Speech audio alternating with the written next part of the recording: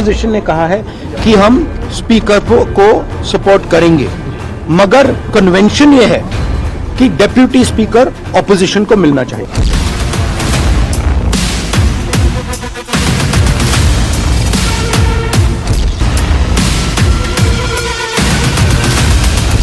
ऐसे शर्तों के आधार पर कि किसी एक पर्टिकुलर व्यक्ति या पर्टिकुलर पक्ष का ही उपाध्यक्ष हो, वो लोकसभा की कोई परंपरा में नहीं बैठते।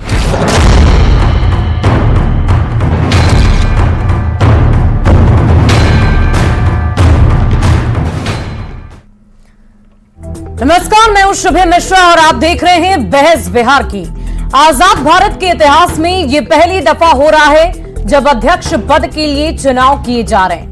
इससे पहले सर्वसम्मति से अध्यक्ष पद को चुन लिया जाता था, अध्यक्ष पद के नाम पर मुहर लग जाती थी। लेकिन सवाल तो ये है कि उस कुर्सी पर बैठते ही अध्यक्ष सभी पार्टी के हो जाते हैं, किसी एक के नहीं रहते। तो फिर ये परंपरा आखिर टूटी क्यों?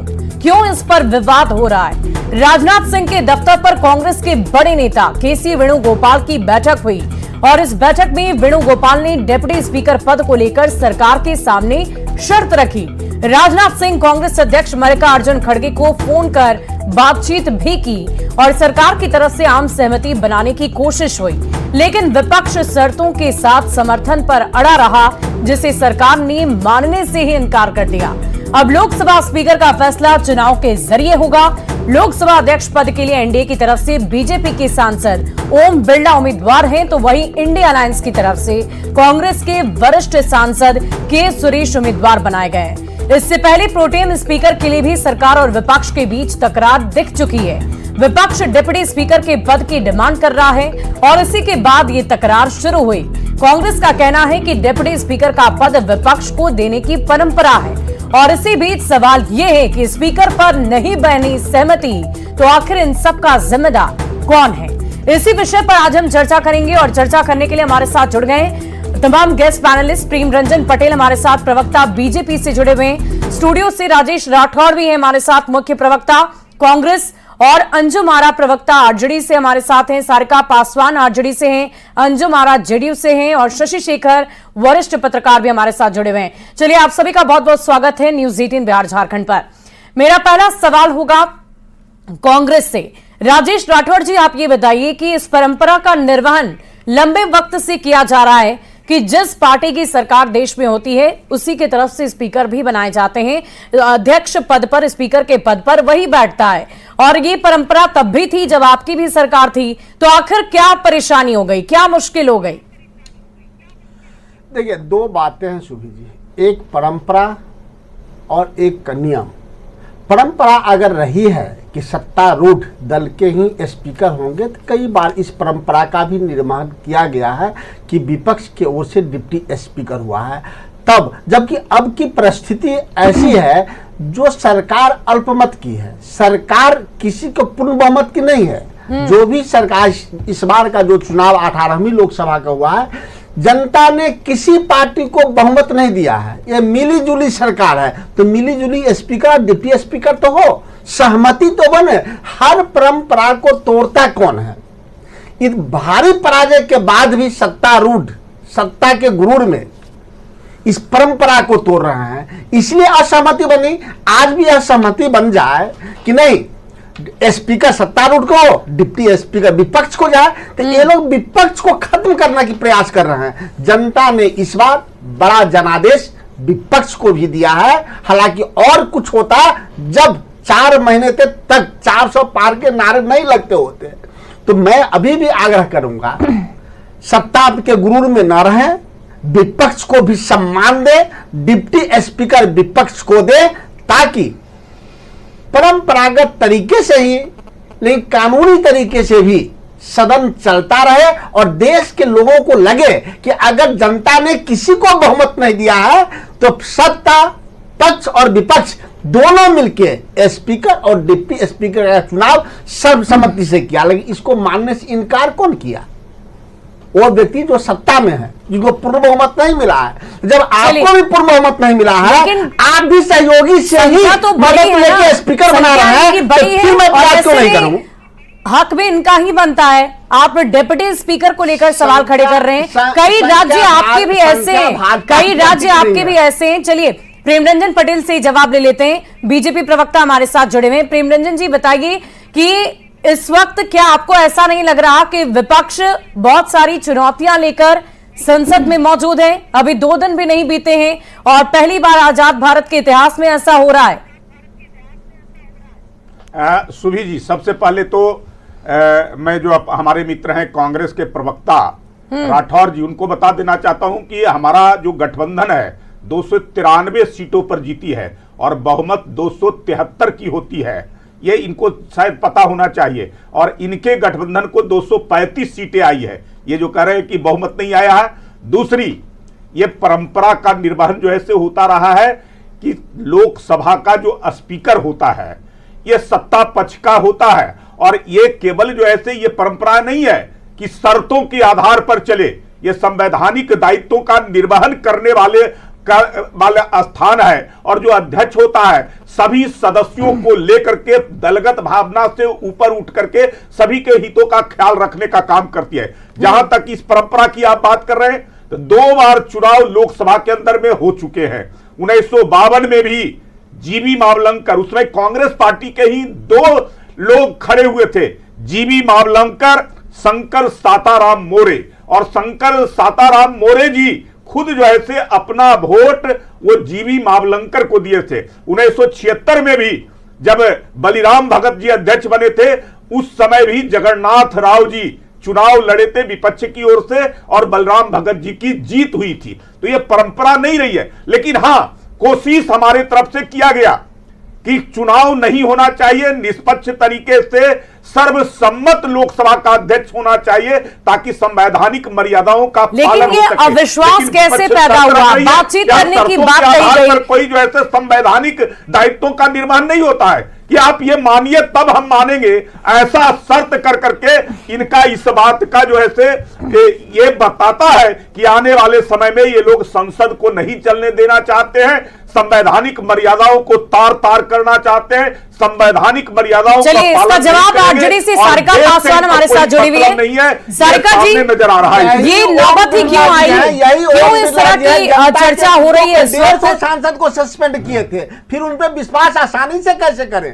यही ओम बिरला जी। चलिए राजेश जी, आपसे बात होगी। इस वक्त सारिका पासवान भी हमारे साथ जुड़ी हुई है, प्रवक्ता आरजेडी से। संसद को रोकने वाले, संवैधानिक मर्यादाओं को तार तार जाने वाले इनको सीमेंट दिया, बहुमत इसलिए नहीं दिया था। 400 पार कर रहे थे, 240 संसद में जीत कर करके आए थे जनता के हितों के लिए, लेकिन अपना हित, अपने दल का हित सर्वोपरि रख रहे थे। चलिए संसद में मुद्दों की बात होनी चाहिए, आगे देखने वाली बात होगी। मजबूत विपक्ष होता है तो मुद्दों की बात भी उठती है। चलिए इस वक्त आरजेडी प्रवक्ता सारिका पासवान हमारे साथ बनी हुई है। सारिका जी, आपने तमाम आरोप जो हैं वो बीजेपी की तरफ से सुने। कहा यह जा रहा है कि मर्यादा का उल्लंघन हो रहा है। इसके अलावा ये भी आरोप लगाए जा रहे हैं कि आप संसद को सुचारू रूप से चलने नहीं देना चाहती हैं। धन्यवाद सुभी जी। देखिए, अभी हमारे प्रेमरंजन भाई बोल रहे थे कि दलगत भावना से ऊपर उठ करके निर्णय लेना चाहिए। भाई, भारतीय जनता पार्टी कब से दलगत भावना से ऊपर उठ करके काम करने लगी? हमेशा वो तो डिक्टेटरशिप में बिलीव करती है। और ये वही तो लोग हैं जो कहते थे 450 सीटें लाएंगे, 450 सीट लाएंगे तो आरक्षण समाप्त कर देंगे, संविधान में बदलाव लाएंगे और ना जाने लोकतंत्र बचता भी या नहीं बचता। अरे शुक्र है जनता का, जनता जनार्दन मालिक का, जिन्होंने देश के लोकतंत्र को बचा लिया और इन्होंने भारतीय जनता पार्टी को पूर्ण बहुमत में नहीं आने दिया। अब मुझे एक बात बताइए सुभी जी, परेशानी क्या है? जब मजबूत विपक्ष है तो क्यों ना विपक्ष की तरफ से एक डिप्टी स्पीकर हो? भाई, परेशानी क्या है? आप क्यों हर जगह अपना कब्जा जमा करके रखना चाहते? यानी कि आपकी मंशा बिल्कुल ठीक नहीं है। इसके पहले भी 2 कार्यकाल में भारतीय जनता पार्टी ने जिस तरीके से निर्णय लिए, भाई आप रात में सोए हैं तो सुबह आपको पता चला है कि डिमोनेटाइजेशन हो गया, आप रात में सोए हैं सुबह उठे तो आपको पता चला 3 काले कानून इन्होंने ला दिए। तो ऐसी चीजें भारतीय जनता पार्टी ने करके अपने ऊपर इतनी संदिग्ध अपनी अवस्था में अपने आप को रखा है कि देखिए इन पे जनता भी विश्वास नहीं कर रही। और यही लेकिन सारिका पासवान जी, आप मजबूत विपक्ष की बात तो कर रही हैं, आप मजबूत विपक्ष की बात कर रही हैं, लेकिन टीएमसी के नेता जो हैं, जो सांसद हैं, वो समर्थन देने को तैयार नहीं। उनका कहना है कि आप लोगों ने तो स्वतंत्र रूप से फैसला ले लिया है, अब आगे फैसला ममता बनर्जी लेंगी। तो ये मजबूत विपक्ष तो नजर नहीं आ रहा है।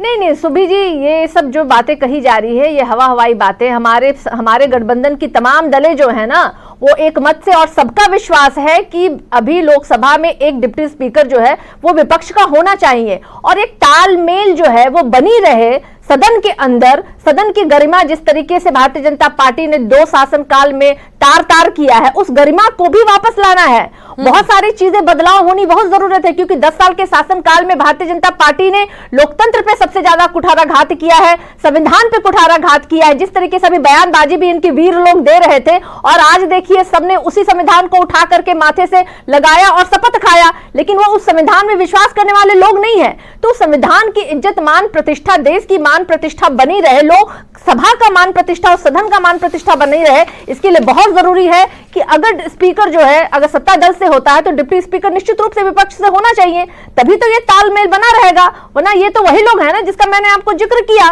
कि ये लोग कहां दलगत भावना से ऊपर उठकर तो ये कभी काम ही नहीं कर सकते हैं। इनको तो बस सोचना है कि कैसे हम रात में बैठ करके 4 लोग मिलकर के फैसला ले ले, अगले दिन सुना दे और हम सबकी व्यवस्था हो जाती है कि उस इनके फैसले को माने। तो ऐसे नहीं चलता है सुभी जी, हमारा लोकतंत्र। अंजुम आरा हमारे साथ जुड़े हुए हैं जेडीयू से, हमेशा जिंदा, वो आपकी इन बातों का जवाब तो देंगे ही, साथ ही साथ आपसे ये भी सवाल है कि राजनाथ सिंह खड़गे जी से बातचीत की खबर भी सामने आई, 3 दफा फोन कॉल्स गए, बातचीत हुई, तो ये अविश्वास कहां से आ गया? जब बातचीत हुई थी तो ये मामला सुलझ जाना चाहिए था। देखिए सुधीर जी, अभी सारिका जी बोल रही थी कि तालमेल से सदन चलना चाहिए। सबसे बड़ी चीज अभी तुरंत आपने ही कहा और मैंने भी देखा इस चीज को कि स्वयं इनके गठबंधन में तालमेल नहीं है, तो ये हमारे साथ क्या तालमेल बैठा करके काम कर सकेंगी। और सुश्री ममता बनर्जी जी का भी अभी जो बयान आपने देखा कि उनका अलग स्टैंड है और इस स्टैंड के साथ वो नहीं है, तो खुद इनके अंदर, इनके गठबंधन के अंदर कोई तालमेल नहीं है। अब रही बात अविश्वास की, तो सुधीर जी एक चीज मैं कहती हूँ कि डेमोक्रेसी में आपसी बातचीत से रास्ते निकलते हैं, दबाव की राजनीति नहीं होती है और शर्तों के आधार पे समर्थन नहीं होता। शर्तों के आधार पे अगर कुछ आप एक्सेप्ट करवाना चाहते तो फिर वो संविदा और कॉन्ट्रैक्ट जैसी चीजें हो जाती है। तो डेमोक्रेसी में बातचीत का रास्ता निकलता है। और हम लोगों ने जब कांग्रेस के श्री वेणुगोपाल जी वहां गए थे तो देश के माननीय रक्षा मंत्री, माननीय गृह मंत्री और हम लोगों के भी दल के आदरणीय माननीय सांसद श्री ललन बाबू, सब लोग वहां मौजूद थे। उन्होंने कहा कि ठीक है, जब डिप्टी स्पीकर का होना होगा, चयन होना होगा, तो हम लोग बातचीत कर करके रास्ता निकाल लेंगे। लेकिन इन लोग दबाव और शर्त के आधार पे देश के लोकतंत्र को चलाना चाहते, जिसके लिए हम स्वीकार नहीं करते हैं। तो अविश्वास जैसी कोई चीज नहीं है। देखिए, जो देश की परंपरा रही है, कन्वेंशन रहा है, अभी हमारे भाई प्रियरंजन पटेल जी ने कहा 1-2 समय को अगर टेन्योर को छोड़ दिया जाए तो इस मुल्क में डेमोक्रेसी में और लोकसभा की ये परंपरा रही, कन्वेंशन रहा है कि सर्वसम्मति से हमने अपने स्पीकर का चयन किया है।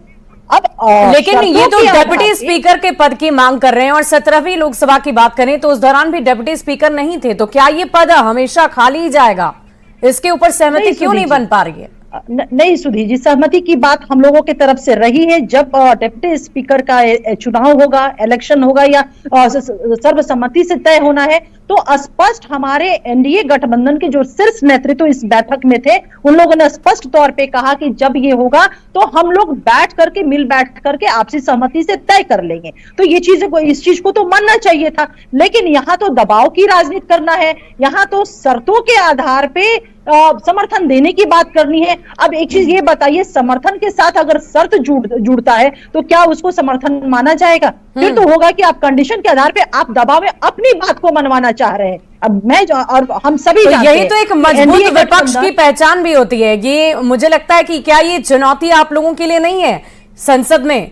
क्योंकि जिस तरीके से विपक्ष आक्रामक है, पहले दिन से ही लगातार आंदोलन चल रहे हैं, नीट परीक्षा को लेकर भी सवाल खड़े किए गए और आज भी अब स्पीकर पद पर असहमति बन गई है। इस पर रिएक्शन लेते हैं राजेश राठौर हमारे साथ जुड़े हुए हैं, मुख्य प्रवक्ता कांग्रेस की। जी राजेश जी। सुभी जी, अभी बहन अंजुम महाराज जी के सुन रहे थे, मैं बहुत पहले नहीं, मात्र 6-7 महीना पहले जा रहा हूँ, जब सदन की कार्रवाई हो रही थी। और मैं कुछ नहीं कहना चाहता, मैं जनता दल यू के बड़े नेता और भारत सरकार के मंत्री ललन सिंह के उन वक्तव्यों को मैं उजागर करना चाहता हूं जिनमें उन्होंने कहा था कि यह सरकार लोकतंत्र को खत्म करना चाहती है, ये सरकार आरक्षण को खत्म करना चाहती है, ये सरकार संविधान को खत्म करना चाहती है। मैं नहीं, आदरणीय ललन सिंह जी ने बोला था। उसी को बचाने के लिए यह है कि आप डिप्टी स्पीकर, स्पीकर का जो आप अरे हुए हैं। लेकिन जिस बात को लेकर आप बार बार एक ही बात को दोहरा रहे हैं कि डिप्टी स्पीकर चाहिए, स्पीकर चाहिए, लेकिन आपके भी कई राज्य ऐसे हैं जहां पर डिप्टी स्पीकर नहीं है। केरला की बात कर लें या अन्य कुछ राज्यों की बात करें तो ये विरोधाभास कैसे आता है? देश के सबसे बड़ा पंचायत लोकतंत्र का मंदिर पार्लियामेंट है। इसमें पक्ष और विपक्ष ये दोनों इस बार अल्पमत में है, कोई पूर्ण बहुमत में नहीं है। ऐसी स्थिति में सबका समन्वय बना रहे। 10 साल जिस प्रकार से सीधे शब्दों में एक नंगा नृत्य किया गया लोकतंत्र के साथ, किस प्रकार से 43-150 सांसद चलिए समन्वय की स्थिति बनेगी या नहीं वो तो वक्त बताएगा, भविष्य की बात है। हमारे साथ शशि शेखर जी वरिष्ठ पत्रकार जुड़े हुए हैं, उनका भी रुख करूंगी। शशि जी ये बताइए कि जो इस वक्त संसद की तस्वीर नजर आ रही है, क्या उससे हम ये समझें कि आने वाले वक्त में विपक्ष और भी ज्यादा मजबूत हो सकता है, और भी ज्यादा चुनौतियां एनडीए सरकार के सामने खड़ी कर सकता है? और आखिरकार ये जो पिछले कई दिनों से, पिछले कई वक्त से एक ही परंपरा चली आ रही थी स्पीकर पद को लेकर, ये चुनाव क्या कुछ दर्शाता है? देखिए, सबसे पहले तो मैं ये बताना चाहता हूं कि जिस परंपरा की बात की जा रही है, असल में वो परंपरा कहीं लिखित नहीं है। और आप देखेंगे कि 69 तक कांग्रेस ने डिप्टी स्पीकर का पद भी अपने पास रखा था।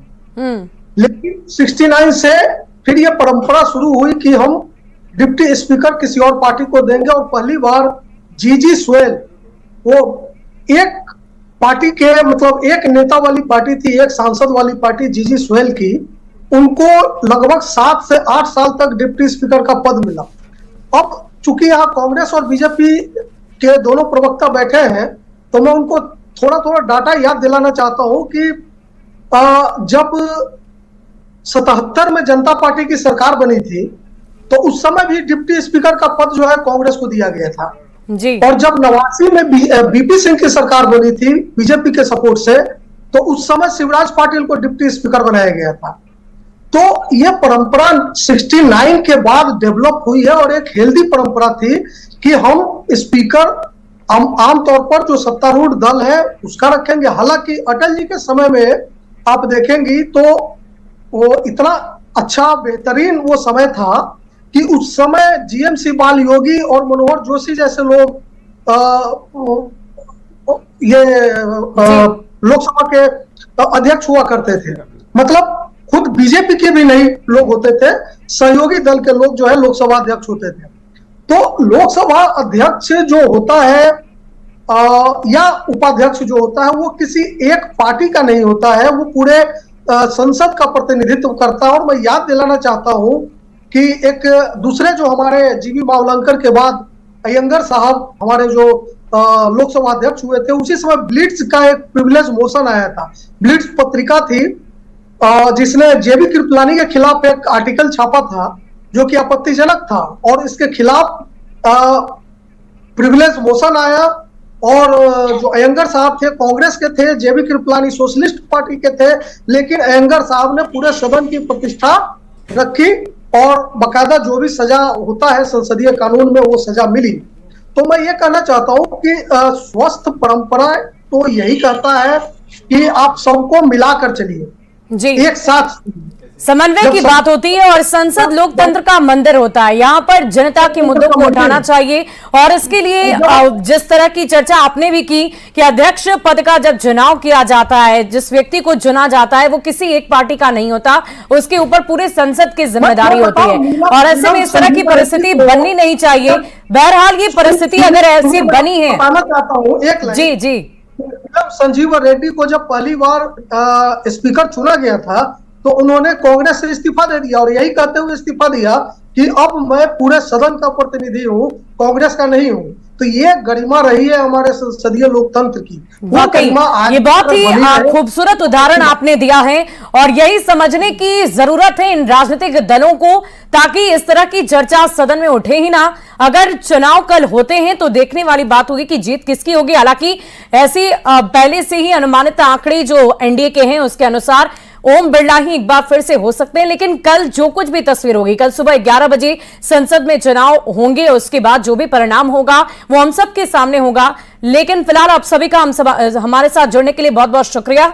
और सवाल यही है कि अब कल की जब इस चुनाव में संसद के अध्यक्ष का पद का चुनाव होगा तो आगे क्या कुछ होगा, वो उस पर भी सबकी नजर टिकी हुई है। बहुत बहुत शुक्रिया।